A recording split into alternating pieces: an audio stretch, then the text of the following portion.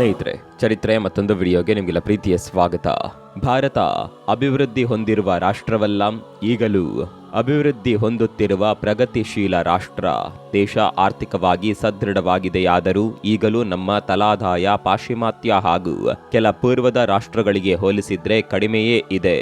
ನಮ್ಮಲ್ಲಿಯೇ ಇನ್ನೂ ಸಾಕಷ್ಟು ಅಭಿವೃದ್ಧಿ ವಂಚಿತ ಪ್ರದೇಶಗಳಿವೆ. ಬೆಳಕೇ ಕಾಣದ, ಬಸ್ಸೇ ಬಾರದ ಊರುಗಳಿವೆ. ಹೀಗಿದ್ದರೂ ಭಾರತ ಮಿಲಿಟರಿ ವಿಚಾರದಲ್ಲಿ ದೊಡ್ಡ ಹೆಜ್ಜೆಗಳನ್ನೇ ಇಡುತ್ತಿದೆ. ಭಾರತ ಇತ್ತೀಚೆಗೆ ಆಫ್ರಿಕಾ ಖಂಡದ ಬಳಿ ಇರುವ 2 ಸಣ್ಣ ದ್ವೀಪಗಳನ್ನ ರಹಸ್ಯವಾಗಿ ಖರೀದಿಸಿದೆ. ಅರೆ, ಇದೇನಿದು, ಹೊಟ್ಟೆಗೆ ಹಿಟ್ಟಿಲ್ಲ ಜುಟ್ಟಿಗೆ ಮಲ್ಲಿಗೆ ಅನ್ನುವ ಕತೆ ಅಂತ ನೀವು ಕೇಳಬಹುದು. ಆದರೆ ಬದಲಾದ ರಾಜಕೀಯ ಸನ್ನಿವೇಶದಲ್ಲಿ ಇದು ಅನಿವಾರ್ಯ. ಹಾಗಾದರೆ ಏನಿದು ಜಿಯೋಪಾಲಿಟಿಕ್ ಸ್ಟ್ರಾಟರ್ಜಿ? ಭಾರತ ಖರೀದಿಸಿರುವ ದ್ವೀಪಗಳ್ಯಾವುವು? ಇದರಿಂದ ಭಾರತಕ್ಕಾಗುವ ಲಾಭಗಳೇನು? ಇವೆಲ್ಲವನ್ನ ನೋಡೋಣ ಇಂದಿನ ಈ ಎಪಿಸೋಡ್ನಲ್ಲಿ.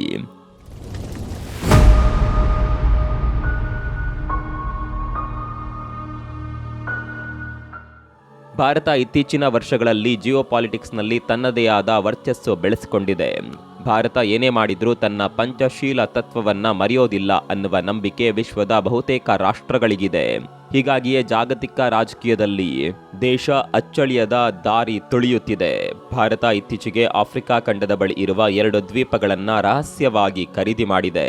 ಈ ಕುರಿತಂತೆ ಹಲವು ರಾಷ್ಟ್ರಗಳ ಡಿಫೆನ್ಸ್ ಏಜೆನ್ಸಿಗಳು ಮಾಹಿತಿ ದೃಢಪಡಿಸಿವೆ.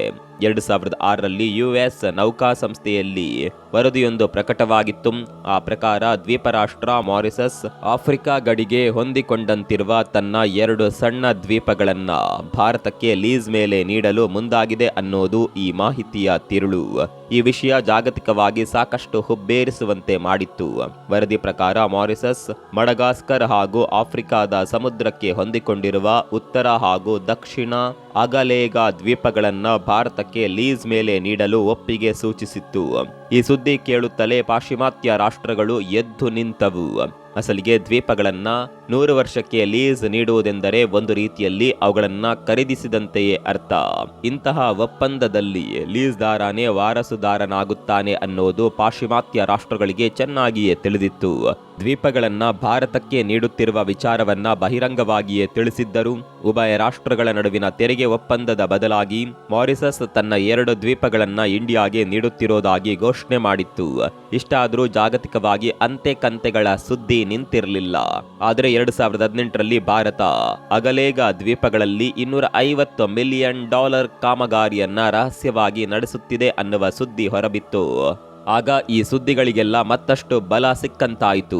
ಬುದ್ಧಿವಂತರಿಗೆ ಒಂದು ಸಣ್ಣ ಇಶಾರೆ ಸಾಕು ಎನ್ನುವಂತೆ ಭಾರತ ಆ 2 ದ್ವೀಪಗಳಲ್ಲಿ ಮಿಲಿಟರಿ ಬೇಸ್ ನಿರ್ಮಿಸುತ್ತಿರುವುದು ಜಗಜ್ಜಾಹೀರಾಯಿತು. ಅಂತಾರಾಷ್ಟ್ರೀಯ ಮಾಧ್ಯಮಗಳು ಈ ಕುರಿತು ಸಾಕಷ್ಟು ಸುದ್ದಿ ಮಾಡಿದವು. ಅಮೆರಿಕ ಡಿಯಾಗೋ ಗಾರ್ಸಿಯಾದಲ್ಲಿ ತನ್ನ ಮಿಲಿಟರಿ ನೆಲೆ ಸ್ಥಾಪಿಸಿದಂತೆ, ಫ್ರಾನ್ಸ್ ರಿಯೂನಿಯನ್ ಐಲ್ಯಾಂಡ್ ಮೇಲೆ ತನ್ನ ಕಬ್ಜಾ ಸ್ಥಾಪಿಸಿದಂತೆ ಹಾಗೂ UK ಜಿಬ್ರಾಲ್ಟರ್ ಮೇಲೆ ತನ್ನ ಪಾರಮ್ಯ ಸಾಧಿಸಿದಂತೆ ಭಾರತವು ಅಗಲೇಗದಲ್ಲಿ ತನ್ನ ಕಾರ್ಯಚಟುವಟಿಕೆ ನಡೆಸುತ್ತಿದೆ. ಸ್ನೇಹಿತರೆ, ನಿಮಗೆ ಅನಿಸಬಹುದು, ಕೇವಲ 26 ಸ್ಕ್ವೇರ್ ಕಿಲೋಮೀಟರ್ ಉದ್ದವಿರುವ, ಅಂದರೆ ನಮ್ಮ ದಕ್ಷಿಣ ಮುಂಬೈನಷ್ಟೇ ಕಿರಿದಾಗಿರುವ ದ್ವೀಪದಲ್ಲಿ ಮೂಲ ಸೌಕರ್ಯಗಳನ್ನು ಅಭಿವೃದ್ಧಿ ಪಡಿಸೋದ್ರಿಂದ ಏನ್ ಲಾಭ ಅನ್ನುವ ಪ್ರಶ್ನೆ ಬರಬಹುದು. ಅಲ್ಲದೆ ಆರ್ಥಿಕವಾಗಿ ಲಾಭ ಪಡೆಯಲು ಮಾರಿಸಸ್ ಅಭಿವೃದ್ಧಿ ಹೊಂದಿರುವ ರಾಷ್ಟ್ರವೂ ಅಲ್ಲ. ಅಷ್ಟಕ್ಕೂ ಈ ದ್ವೀಪಗಳು ಮಾರಿಸಸ್ ಮೇನ್ಲ್ಯಾಂಡ್ ನಿಂದ ಬರೋಬ್ಬರಿ 1000 ಕಿಲೋಮೀಟರ್ ದೂರದಲ್ಲಿದೆ. ಅಚ್ಚರಿ ಅಂದ್ರೆ ಮಾರಿಸಸ್ನಿಂದ ಈ ದ್ವೀಪಗಳಿಗೆ ತಲುಪಲು 2 ದಿನಗಳೇ ಬೇಕು. ಇನ್ನು ಈ ದ್ವೀಪದಲ್ಲಿ 300 ಜನ ಆದಿವಾಸಿಗಳನ್ನ ಬಿಟ್ಟರೆ ಬೇರೆ ಜನಸಂಖ್ಯೆ ಇಲ್ಲ. ಇಡೀ ಪ್ರದೇಶ ಅರಣ್ಯದಿಂದ ಕೂಡಿದೆ. ಹೋಟೆಲ್ ಆಗಲಿ ರೆಸಾರ್ಟ್ ಆಗಲಿ ಯಾವುದೂ ಇಲ್ಲ. ಇಲ್ಲಿಯ ಬುಡಕಟ್ಟು ಜನ ಮೀನುಗಾರಿಕೆ, ತೆಂಗಿನ ಕೃಷಿ ಮಾಡಿ ಬದುಕು ಸಾಗಿಸುತ್ತಾರೆ. ಆರ್ಥಿಕವಾಗಿ ಈ ದ್ವೀಪದಿಂದ ನಯಾ ಪೈಸೆ ಲಾಭ ಇಲ್ಲವೇ ಇಲ್ಲ. ಹೀಗಿದ್ದರೂ ಭಾರತ ಇಲ್ಲೇಕೆ ಇಷ್ಟೊಂದು ದೊಡ್ಡ ಪ್ರಮಾಣದಲ್ಲಿ ಹೂಡಿಕೆ ಮಾಡ್ತಿದೆ ಅನ್ನೋದು ಎಂತಹ ದಡ್ಡರಿಗೂ ತಿಳಿಯುವ ಸಂಗತಿ. ಸ್ನೇಹಿತರೆ, ಅಗಲೇಗ ಐಲ್ಯಾಂಡ್ನಲ್ಲಿ ಭಾರತ ರಹಸ್ಯವಾಗಿಯೇ ತನ್ನ ಕಾರ್ಯಚಟುವಟಿಕೆ ನಡೆಸುತ್ತಿದೆ. ಆದರೆ ನಡೆಸುತ್ತಿರುವ ಕಾಮಗಾರಿ ಕುರಿತು ಬಹಿರಂಗಪಡಿಸಲು 2 ರಾಷ್ಟ್ರಗಳು ನಿರಾಕರಿಸಿವೆ. ಆದರೆ DRDO ಜರ್ನಲ್ ಒಂದರ ಪ್ರಕಾರ ಈ $250 ಮಿಲಿಯನ್ ಪ್ರಾಜೆಕ್ಟ್ ಮಾರಿಸಸ್ನ ಅಭಿವೃದ್ಧಿಗಾಗಿ ಅಂತ ಹೇಳಲಾಗಿದೆ. ಮಾರಿಸಸ್ನ ವಾಯುಯಾನ ಹಾಗೂ ನೌಕಾಯಾನವನ್ನ ಬಲಪಡಿಸುವ ನಿಟ್ಟಿನಲ್ಲಿ ಈ ಯೋಜನೆ ಕೈಗೊಳ್ಳಲಾಗಿದೆ ಅನ್ನೋದು ಈ ವರದಿಯ ಸಾರ. ಆದರೆ 2021ರಲ್ಲಿ ಅಲ್ ಜಜೀರಾ ಟಿವಿ ಸ್ಯಾಟಲೈಟ್ ಇಮೇಜ್ನಲ್ಲಿ ಕಂಡುಕೊಂಡ ಸತ್ಯ ಮಾತ್ರ ಇದಕ್ಕೆ ತದ್ವಿರುದ್ಧ. ದ್ವೀಪದ ಹಲವು ಭಾಗಗಳಲ್ಲಿ ದೊಡ್ಡ ದೊಡ್ಡ ಕಾಮಗಾರಿ ನಡೆಯುತ್ತಿದೆ ಅಲ್ಲದೆ ಬಹುತೇಕ ಪ್ರದೇಶಗಳಿಗೆ ಸ್ಥಳೀಯರಿಗೆ ಎಂಟ್ರಿ ಇಲ್ಲ. ಸಾಮಾನ್ಯವಾಗಿ ಮಿಲಿಟರಿ ನೆಲೆಗಳಲ್ಲಿ ಮಾತ್ರ ಇಂಥದ್ದೊಂದು ನಿಯಮ ಜಾರಿಯಲ್ಲಿರುತ್ತದೆ. ಅಲ್ಲದೆ 3 ಕಿಲೋಮೀಟರ್ ಉದ್ದದ ರನ್ವೇ ಕೂಡ ನಿರ್ಮಾಣಗೊಂಡಿರುವುದು ಸ್ಯಾಟಲೈಟ್ ಇಮೇಜ್ನಲ್ಲಿ ಕಾಣುತ್ತದೆ. ಸ್ನೇಹಿತರೆ, ಸದ್ಯ ಮಾರಿಸಸ್ನಲ್ಲಿರುವ ಫ್ಲೈಟ್ಗಳಿಗೆ ಇಷ್ಟೊಂದು ದೊಡ್ಡದಾದ ರನ್ವೇ ಬೇಕಾಗಿಯೇ ಇಲ್ಲ. ಅಲ್ಲಿರುವುದು ಚಿಕ್ಕ ಚಿಕ್ಕ ಏರ್ಕ್ರಾಫ್ಟ್ಗಳು. ಅವುಗಳ ಉಡಾವಣೆಗೆ 1 ಕಿಲೋಮೀಟರ್ ವ್ಯಾಪ್ತಿಯ ರನ್ವೇಯೇ ಸಾಕು. ಇನ್ನು ಇಷ್ಟೊಂದು ವಿಮಾನಗಳು ಇಲ್ಲಿ ಬರಲಾರವು. ಕೇವಲ 300 ಜನರ ದ್ವೀಪದಲ್ಲಿ ಭಾರತ ಇಷ್ಟೊಂದು ದೊಡ್ಡ ಹೂಡಿಕೆ ಮಾಡಿರೋದು ಸಹಜವಾಗಿಯೇ ಕುತೂಹಲ ಮೂಡಿಸುತ್ತಿದೆ. ಇನ್ನು ಇದೆಲ್ಲದಕ್ಕಿಂತ ಗಮನ ಸೆಳೆಯುವ ಸಂಗತಿ ಅಂದ್ರೆ ಈ ಅಗಲೇಗ ದ್ವೀಪದಲ್ಲಿ ಹ್ಯಾಂಗರ್ ನಿರ್ಮಾಣಗೊಂಡಿರೋದು. ಸ್ನೇಹಿತರೆ, ಹ್ಯಾಂಗರ್ ಅಂದ್ರೆ ತಮಗೆಲ್ಲ ತಿಳಿದಿರುವಂತೆ ವಿಮಾನಗಳ ಪಾರ್ಕಿಂಗ್ ಹಾಗೂ ರಿಪೇರಿಗೆ ಇರುವಂತಹ ಸ್ಥಳ. ಸೇನಾ ನೆಲೆಗಳಲ್ಲಿ ಮಾತ್ರ ಇದು ಹೆಚ್ಚಾಗಿ ಕಂಡುಬರುತ್ತದೆ. ಸುಮಾರು 180 x 200 ವಿಸ್ತೀರ್ಣದಲ್ಲಿ ಈ ಹ್ಯಾಂಗರ್ ನಿರ್ಮಾಣಗೊಂಡಿದೆ. ಅಸಲಿಗೆ ಇದನ್ನ ಉಪಯೋಗಿಸಲು ಮಾರಿಸಸ್ ಬಳಿ ವಾಯುಪಡೆಯೇ ಇಲ್ಲ.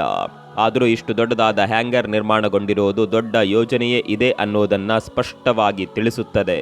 ರಕ್ಷಣಾ ತಜ್ಞರ ಪ್ರಕಾರ ಈ ಹ್ಯಾಂಗರ್ನ ಅಳತೆ ಇಂಡಿಯಾದ ಸ್ಪೇಸ್ ಏರ್ಕ್ರಾಫ್ಟ್ P-8I ಪೊಸೇಡಿಯಾನ್ ಸೈಜಿನ ಜೊತೆ ಹೋಲಿಕೆಯಾಗುತ್ತದೆ ಅಂತ ಅಭಿಪ್ರಾಯ ಪಡಲಾಗಿದೆ. ಇದೊಂದು ಹಿಂದೂ ಮಹಾಸಾಗರದಲ್ಲಿ ಕಣ್ಗಾವಲು ನಡೆಸಲು ಇರುವ ಇಂಡಿಯಾದ ಗೂಢಾಚಾರಿಕೆಯ ವಿಮಾನ. ಇಂಡಿಯನ್ ಓಷನ್ನಲ್ಲಿ ನಡೆಯುವ ಪ್ರತಿ ಚಟುವಟಿಕೆಯನ್ನ ಇದು ಹದ್ದಿನ ಕಣ್ಣಿಟ್ಟು ಕಾಯುತ್ತದೆ. ಅತ್ಯಾಧುನಿಕವಾಗಿರುವ ಈ ಸ್ಪೈ ಪ್ಲೇನ್ ಅಡಗಿರುವ ಜಲಂತರ್ಗಾಮಿಗಳನ್ನ ಸಹ ಪತ್ತೆ ಮಾಡುತ್ತದೆ.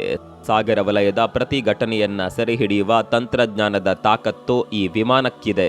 ನಿಮ್ಗೊತ್ತಿರಲಿ, ಇತ್ತೀಚೆಗೆ BBC ವಾಹಿನಿ ಈ ಸ್ಪೈ ಪ್ಲೇನ್ ಅಗಲೇಗದಲ್ಲಿ ಲ್ಯಾಂಡ್ ಆಗಿದ್ದನ್ನ ಫೋಟೋ ಸಮೇತ ಸುದ್ದಿ ಮಾಡಿದೆ. ಈ ಎಲ್ಲ ಅಂಶಗಳು ಭಾರತ ಅಗಲೇಗ ಐಲ್ಯಾಂಡ್ನಲ್ಲಿ ಮಿಲಿಟರಿ ಬೇಸ್ ನಿರ್ಮಿಸುತ್ತಿದೆ ಅನ್ನೋದನ್ನ ಖಚಿತಪಡಿಸುತ್ತಿದೆ.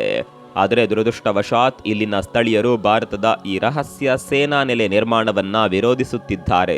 ಅಷ್ಟಕ್ಕೂ ಅವರ ವಿರೋಧಕ್ಕೆ ಕಾರಣವೇನು ಅನ್ನೋದನ್ನ ತಿಳಿದುಕೊಳ್ಳಬೇಕಾದ್ರೆ ಹಳೆಯ ಘಟನೆಯೊಂದನ್ನ ಇಲ್ಲಿ ನೆನಪಿಸಿಕೊಳ್ಳಲೇಬೇಕು.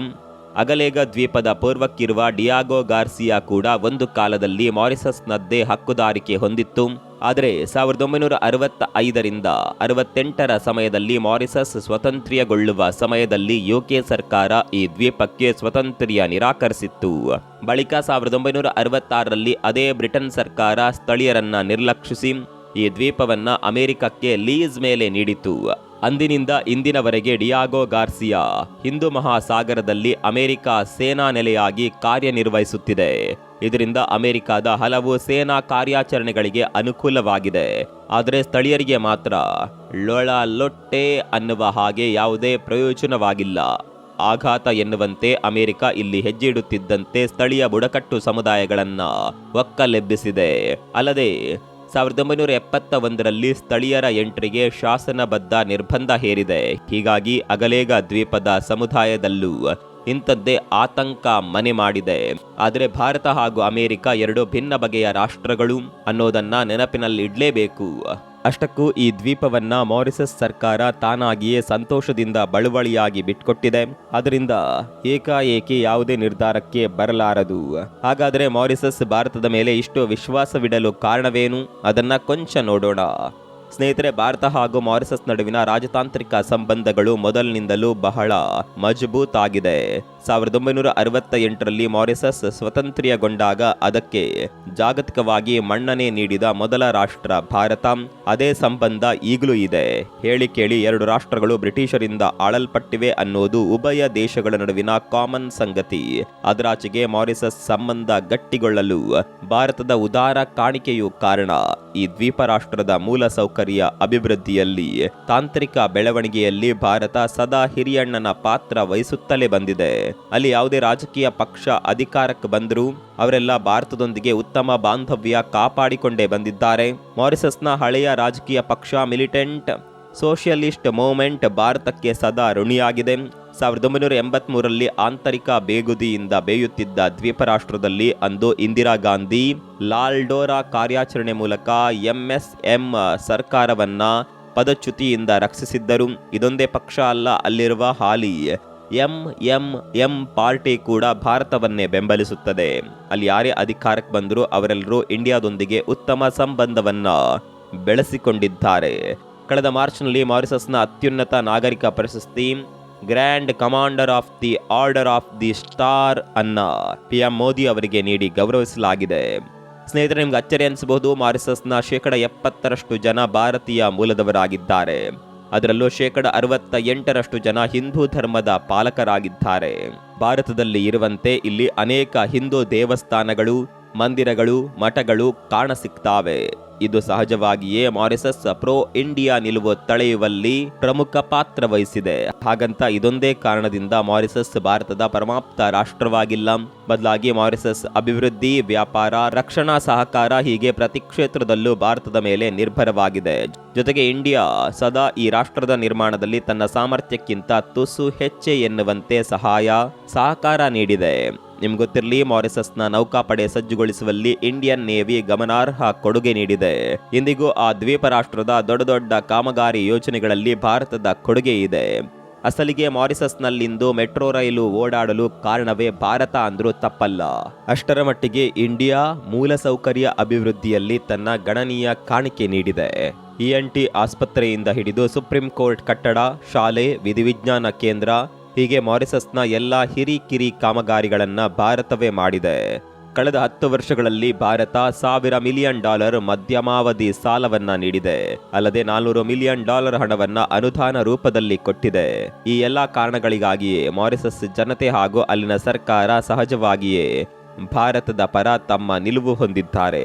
ಇನ್ನೊಂದು ಆಶ್ಚರ್ಯಕರ ಸಂಗತಿ ಅಂದರೆ ಮಾರಿಸಸ್ನ ಟಾಪ್ ಅಧಿಕಾರಿ ವರ್ಗ ಭಾರತೀಯ ಸೇವೆಗೆ ಸೇರಿದವರೇ ಆಗಿದ್ದಾರೆ. ಅಲ್ಲಿಯ ನ್ಯಾಷನಲ್ ಸೆಕ್ಯೂರಿಟಿ ಅಡ್ವೈಸರ್ ಕುಮಾರಸನ್ ಇಳಂಗೋ ಮೂಲತಃ ಭಾರತದ ರಾ ಅಧಿಕಾರಿಯಾಗಿದ್ದಾರೆ. ಅದರಂತೆ ಕೋಸ್ಟ್ ಗಾರ್ಡ್ ಅನ್ನ ಇಂಡಿಯನ್ ನೇವಿ ಆಫೀಸರ್ ಲೀಡ್ ಮಾಡುತ್ತಾರೆ. ಹೀಗೆ ಸುಮಾರು 20 ಭಾರತೀಯ ಅಧಿಕಾರಿಗಳೇ ಮಾರಿಸಸ್ನ ಆಡಳಿತವನ್ನ ಲೀಡ್ ಮಾಡ್ತಾರೆ. ಇವರೆಲ್ಲರೂ ಡೆಪ್ಯುಟೇಷನ್ ಮೇಲೆ ಮಾರಿಸಸ್ನ ಆಡಳಿತದ ಭಾಗವಾಗಿದ್ದಾರೆ. ಹೀಗಾಗಿ ಮಾರಿಸಸ್ ದ್ವೀಪವನ್ನ ಲಿಟಲ್ ಇಂಡಿಯಾ ಅಂತಾನೆ ಕರೆಯಲಾಗುತ್ತೆ. ಸ್ನೇಹಿತರೆ, ನಮ್ಮಲ್ಲೇ 108 ಸಮಸ್ಯೆ ಕೊರತೆ ಇರುವಾಗ ಮಾರಿಸಸ್ ಎನ್ನುವ ಮತ್ತೊಂದು ರಾಷ್ಟ್ರಕ್ಕೆ ಇಷ್ಟೆಲ್ಲ ಸಹಾಯ ಮಾಡುವ ಅಗತ್ಯವೇನಿದೆ ಅನ್ನುವ ಪ್ರಶ್ನೆ ಸಹಜ. ಅಷ್ಟಕ್ಕೂ ಭಾರತವೇನು ಬಡತನದಿಂದ ಮುಕ್ತಿ ಹೊಂದಿಲ್ಲ. ಹೀಗಿರುವಾಗ ಧಾರಾಳತೆ ಬೇಕಾ ಎನ್ನುವವರು ಇದ್ದಾರೆ. ಆದರೆ ಹೀಗೆ ನೆರವಿಗೆ ನಿಲ್ಲಲು ಭಾರತಕ್ಕೆ ಬಲವಾದ ಕಾರಣಗಳು ಇವೆ. ಮೊದಲನೇದು, ಮಾರಿಸಸ್ ಜಾಗತಿಕವಾಗಿ ಅತ್ಯಂತ ಪ್ರಮುಖ ಎನಿಸಿರುವ ಆಯಕಟ್ಟಿನ ಸ್ಥಾನದಲ್ಲಿದೆ. ಈಗ ಭಾರತದ ಸೇನಾ ನೆಲೆ ನಿರ್ಮಿಸಲು ಹೊರಟಿರುವ ಅಗಲೇಗ ದ್ವೀಪ ಕೂಡ ಜಿಯೋಪಾಲಿಟಿಕಲ್ನಲ್ಲಿ ಅತ್ಯಂತ ಆಯಕಟ್ಟಿನ ಜಾಗವಾಗಿದೆ. ಈ ನಕ್ಷೆಯನ್ನೊಮ್ಮೆ ನೋಡಿ. ಇಲ್ಲಿ ಕಾಣುವ ಈ ಮೊಜಾಂಬಿಕ್ ಕಾಲುವೆ ಅತ್ಯಂತ ಮಹತ್ವದ ಸ್ಥಳ. ಈ ಮಾರ್ಗದ ಮೂಲಕವೇ ಪೂರ್ವ ಆಫ್ರಿಕಾ ದೇಶಗಳ ವ್ಯಾಪಾರ ವ್ಯವಹಾರ ನಡೆಯುತ್ತದೆ. ನಿಮ್ಗೊತ್ತಿರಲಿ, ಈ ಪ್ರದೇಶ ನೈಸರ್ಗಿಕ ಅನಿಲ ನಿಕ್ಷೇಪಗಳಿಂದ ತುಂಬಿದೆ. ಸಾಲದ್ದಕ್ಕೆ ಸುಯೇಜ್ ಕಾಲುವೆ ಹೊರತುಪಡಿಸಿದ್ರೆ ಈ ಕಾಲುವೆ ಒಂದೇ ಇಡೀ ಏಷ್ಯಾವನ್ನ ಪಾಶ್ಚಿಮಾತ್ಯ ಜಗತ್ತಿನೊಂದಿಗೆ ಜೋಡಿಸುತ್ತದೆ. ಒಂದು ವೇಳೆ ಸುಯೇಜ್ ಕಾಲುವೆ ಬಂದಾದರೆ ಇಡೀ ಪಾಶ್ಚಿಮಾತ್ಯ ಜಗತ್ತು ಏಷ್ಯಾ ಮತ್ತು ಪೂರ್ವೋತ್ತರ ರಾಷ್ಟ್ರಗಳೊಂದಿಗೆ ಬೆಸೆಯುವ ಏಕೈಕ ಸ್ಥಳ ಇದಾಗಿದೆ. ನೀವೊಮ್ಮೆ ಅಗಲೇಗ ದ್ವೀಪ ಇರುವ ನಕ್ಷೆಯನ್ನೊಮ್ಮೆ ನೋಡಿ. ಇದು ಮೊಜಾಂಬಿಕ್ ಕಾಲುವೆ ಆರಂಭದ ಪಾಯಿಂಟ್ನ ಬಳಿಯೇ ಇದೆ. ಹೀಗಾಗಿ ಇದು ವ್ಯಾಪಾರ, ವಹಿವಾಟು ಅಷ್ಟೇ ಅಲ್ಲದೆ ಜಿಯೋಪಾಲಿಟಿಕ್ಸ್ ನಲ್ಲೂ ಪ್ರಾಮುಖ್ಯತೆ ಪಡೆದುಕೊಂಡಿದೆ. ಪಕ್ಕದಲ್ಲೇ ಇರುವ ಫ್ರಾನ್ಸ್ ಅಧೀನದ ರಿಯೂನಿಯನ್ ದ್ವೀಪಕ್ಕಾಗ್ಲಿ ಅಥವಾ US ಡಿಯಾಗೋ ಗಾರ್ಸಿಯಕ್ಕಾಗ್ಲಿ ಈ ಪ್ರಾಮುಖ್ಯತೆ ಇಲ್ಲ. ಇನ್ನು ಎರಡನೇ ಪ್ರಮುಖ ಕಾರಣ ಅಂದ್ರೆ ಚೀನಾ ಏನೇ ಕುತಂತ್ರ ಮಾಡಿದ್ರು, ಸಮುದ್ರ ಗಡಿಯಲ್ಲಿ ತನ್ನ ಕುಬುದ್ದಿ ತೋರಿಸಲು ಮುಂದಾದ್ರೂ ಅದು ಸಕ್ಸಸ್ ಆಗದು. ಕಾರಣ ಚೀನಾವನ್ನ ಗಮನಿಸಲು ಅಂಡಮಾನ್, ನಿಕೋಬಾರ್, ಮಿಲ್ಯಾಕ್ ಜಲಸಂಧಿ ಹೇಗೆ ಮುಖ್ಯವಾಗಿದ್ದಾವೋ ಹಾಗೆ ಅಗಲೇಗ ಸ್ಟ್ರಾಟಜಿಕ್ ಕಾರ್ಯಾಚರಣೆಗೆ ಅನುಕೂಲಕಾರಿಯಾಗಿದೆ. ಇನ್ನು ಕೊನೆಯದಾಗಿ ಮೂರನೇ ಕಾರಣ ಅಂದ್ರೆ ಸಾಗರದಾಳದಲ್ಲಿ ಭಾರತ ಇತರೆ ದೇಶಗಳೊಂದಿಗೆ ಸೇರಿ ನಿರ್ಮಿಸಿರುವ ಆಪ್ಟಿಕಲ್ ಫೈಬರ್ ನಿರ್ಮಿಸಿರುವುದು. ಇದರ ಮೂಲಕವೇ ಈ ಪ್ರದೇಶದ ಬಹುತೇಕ ದೇಶಗಳು ಇಂಟರ್ನೆಟ್ ಸಂಪರ್ಕ ಪಡೆದುಕೊಂಡಿವೆ. ಇಲ್ಲಿ ನಮಗೆ ಸುಲಭವಾಗಿ ಸಿಗ್ನಲ್ ಇಂಟೆಲಿಜೆನ್ಸ್ ಮಾಡಲು ಅವಕಾಶವಿದೆ. ಅಂದರೆ ಈ ದೇಶಗಳಲ್ಲಿರುವ ಚೀನಾ ರಾಯಭಾರ ಕಚೇರಿಗಳು ಇದೇ ಅಂತರ್ಜಾಲ ಬಳಸುತ್ತವೆ. ಅಲ್ಲಿಗೆ ಅದು ಮಾಡುವ ಪ್ರತಿಯೊಂದು ರಹಸ್ಯದ ಕೆಲಸಗಳು ಅತಿ ಸುಲಭವಾಗಿ ಭಾರತಕ್ಕೆ ಸಿಗುವಂತಾಗಿದೆ. ಇದರಿಂದ ಚೀನಾ ಕುತಂತ್ರ ಬಯಲು ಮಾಡಲು ಈಸಿಯಾಗಿದೆ. ಇದೇ ಸಿಗ್ನಲ್ ಗೂಢಾಚಾರಿಕೆಯಿಂದ ಇತ್ತೀಚೆಗೆ ಚೀನಾ ಪಾಕಿಸ್ತಾನಕ್ಕೆ ರಹಸ್ಯವಾಗಿ ಕೊಂಡೊಯ್ಯುತ್ತಿದ್ದ ಮಿಸೈಲ್ ಹಡಗನ್ನ ಸೆರೆ ಹಿಡಿಯಲಾಗಿದೆ. ಇನ್ನು ಮತ್ತೊಂದು ಮಹತ್ವದ ಸಂಗತಿ ಅಂದ್ರೆ ಈ ಅಗಲೇಗ ಸೇನಾ ಬೇಸ್ನಲ್ಲಿ ಭಾರತ ರಾಡಾರ್ ಕೇಂದ್ರ ಹಾಗೂ ಗೂಢಚಾರಿಕಾ ನಿಗಾ ಕೇಂದ್ರವನ್ನ ಸೆಟಪ್ ಮಾಡ್ತಿದೆ. ಇದರಿಂದ ಹಿಂದೂ ಮಹಾಸಾಗರದಲ್ಲಿ ವಿರೋಧಿಗಳು ನಡೆಸುವ ಪ್ರತಿ ಕುತಂತ್ರಗಳ ಮೇಲೆ ಕಣ್ಣಿಡಲು ಸಾಧ್ಯವಾಗಿದೆ. ನಿಮ್ಗೆ ಗೊತ್ತಿರಲಿ, ಪೂರ್ವೋತ್ತರ ವಲಯ ಹಾಗೂ ದಕ್ಷಿಣ ಏಷ್ಯಾದಲ್ಲಿ ಚೀನಾ ದೇಶವೇ ಭಾರತಕ್ಕೆ ಬೆದರಿಕೆಯಾಗಿದೆ. ಪೆಸಿಫಿಕ್ ಸಾಗರದಿಂದ ಹಿಡಿದು ಹಿಂದೂ ಮಹಾಸಾಗರದವರೆಗೂ ಚೀನಾ ಚಲನವಲನ ನಡೆಸ್ತಾ ಇದೆ. ಅದಕ್ಕೆ ಬ್ರೇಕ್ ಹಾಕಲು ಈ ಸೇನಾ ನೆಲೆಯಿಂದ ಸಾಧ್ಯವಾಗಲಿದೆ. ಚೀನಾ ಈಗಾಗಲೇ ಭಾರತದ ಸಮುದ್ರ ಗಡಿಗಳ ಸುತ್ತಲೂ ತನ್ನ ವ್ಯೂಹ ರಚಿಸಿದೆ. ಇದೀಗ ಆಫ್ರಿಕಾ ರಾಷ್ಟ್ರಗಳ ಮೂಲಕವೂ ಹಿಂದೂ ಮಹಾಸಾಗರದ ಮೇಲೆ ತನ್ನ ಪಾರಮ್ಯ ಸಾಧಿಸುತ್ತಿದೆ. ಈ ಮೂಲಕ ಬದಲಾದ ಸನ್ನಿವೇಶದಲ್ಲಿ ಭಾರತಕ್ಕೆ ಹಾನಿ ಮಾಡುವ ಸಾಧ್ಯತೆಗಳು ಕೂಡ ಹೆಚ್ಚಿವೆ. ಹೀಗಾಗಿಯೇ ಅಗಲೇಗ ಸೇನಾ ನೆಲೆ ಬಹಳ ಪ್ರಮುಖ ಎನಿಸಿದೆ. ಹಿಂದೂ ಮಹಾಸಾಗರ ವಲಯದ ದುರ್ಬಳಕೆ ತಡೆಯುವುದು ಸಹ ಈ ಯೋಜನೆಯ ಭಾಗವಾಗಿದೆ. ಇದೇ ಕಾರಣಕ್ಕಾಗಿಯೇ ಈ ಆಯಕಟ್ಟಿನ ದೇಶದ ಮೇಲೆ ಭಾರತ ಸರ್ಕಾರ ವಿಪರೀತ ಎನ್ನುವಷ್ಟು ಕಾಳಜಿ ತೋರಿಸಿದೆ. ಇಂದಿರಾ ಗಾಂಧಿಯಿಂದ ಹಿಡಿದು ಇಂದಿನ PM ಮೋದಿವರೆಗೂ ಪ್ರತಿಯೊಬ್ಬ ಪ್ರಧಾನಿಯೂ ಇದನ್ನ ಮನಗಂಡು ಮಾರಿಸಸ್ಗೆ ಸಂಪೂರ್ಣ ಬೆಂಬಲ ನೀಡುತ್ತಾ ಬಂದಿದ್ದಾರೆ. ಮುಂದೆಯೂ ಇದು ನಿರಾತಂಕವಾಗಿ ಮುಂದುವರಿಯಲಿದೆ. ದೇಶದ ಸಮುದ್ರ ಗಡಿ ಭದ್ರತೆ ಹಾಗೂ ಸ್ಟ್ರಾಟಜಿಕ್ ಪ್ರಾದೇಶಿಕ ಸುರಕ್ಷತೆ ದೃಷ್ಟಿಯಿಂದ ಇದು ತೀರಾ ಅಗತ್ಯವಾಗಿದೆ. ಇನ್ನು ಭಾರತ ಹೇಳಿ ಕೇಳಿ ಪ್ರಜಾಪ್ರಭುತ್ವ ರಾಷ್ಟ್ರ, ಜೊತೆಗೆ ಶಾಂತಿ ಸೌಹಾರ್ದತೆಯನ್ನ ಬಯಸುವ ದೇಶ. ಹೀಗಾಗಿ ಅಗಲೇಗದಲ್ಲಿ ಯಾವ ಸ್ಥಳೀಯರನ್ನ ಹೊರಹಾಕದು, ಭಾರತದ ಜೀನ್ಸ್ನಲ್ಲಿಯೇ ಶಾಂತಿ ಸಹಬಾಳ್ವೆ ಎನ್ನುವುದು ನೆಲೆ ನಿಂತಿದೆ. ಹೀಗಾಗಿ ಬೇರೆ ದೇಶಗಳೊಂದಿಗೆ ಭಾರತವನ್ನ ಹೋಲಿಸುವುದೇ ತಪ್ಪು. ಮುಂದಿನ ದಿನಗಳಲ್ಲಿ ಇದರಿಂದ ಮಾರಿಸಸ್ಗೂ ದೊಡ್ಡ ಮಟ್ಟದಲ್ಲೇ ಲಾಭವಾಗಲಿದೆ. ಭಾರತದ ಈ ತಂತ್ರಗಾರಿಕೆಯ ಕುರಿತು ನಿಮ್ಗೇನನ್ಸುತ್ತೆ? ಕಾಮೆಂಟ್ ಮಾಡಿ. ಮತ್ತೊಂದು ವಿಡಿಯೋದಲ್ಲಿ ಸಿಗೋಣ. ಅಲ್ಲಿವರೆಗೂ ನಮಸ್ಕಾರ.